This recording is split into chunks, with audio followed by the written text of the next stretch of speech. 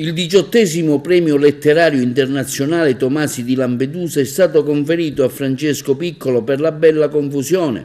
La cerimonia di consegna è in programma il prossimo 5 agosto alle ore 21 presso la Donna Fugata del Gattopardo a Santa Margherita del Belice, nella cornice del Festival Gattopardiano che unisce letteratura e musica, storia e sapori. Il vincitore sarà tra gli ospiti di Tao Book il prossimo 18 giugno a Taormina.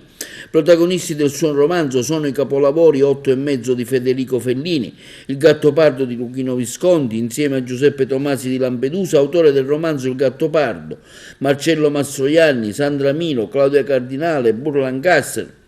A Santa Margherita del Belice, nel magnifico scenario dello storico Palazzo Filangieri Cutò, la Donna Fugata del Gattopardo è atteso il 5 agosto prossimo, un evento di levatura internazionale e fortemente identitario per la regione siciliana, il 18° premio letterario internazionale Giuseppe Tomasi di Lampedusa.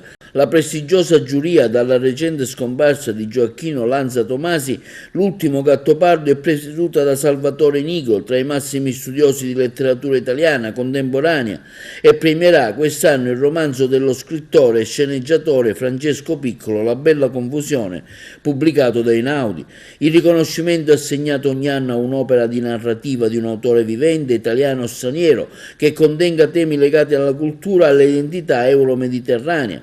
Francesco Piccolo è noto nel grande pubblico come sceneggiatore del film di successo. Ha pubblicato tra le varie Il tempo imperfetto, L'Italia spensierata, Il desiderio di essere come tutti. La giuria del premio letterario, oltre che da Nicro, è presieduta e costituita da Mercedes Monmai, Giorgio Ficarra.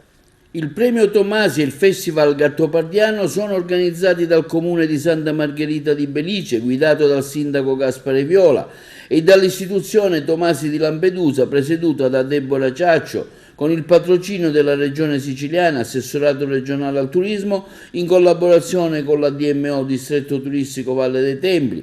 Il premio alla direzione scientifica di Bernardo Campo, già presidente del Parco Archeologico Valle dei Templi e commissario straordinario della Fondazione Taormina Arte, una manifestazione per la parte letteraria che si avvale della direzione artistica di Antonella Ferrara, presidente di Tao Book Taormina.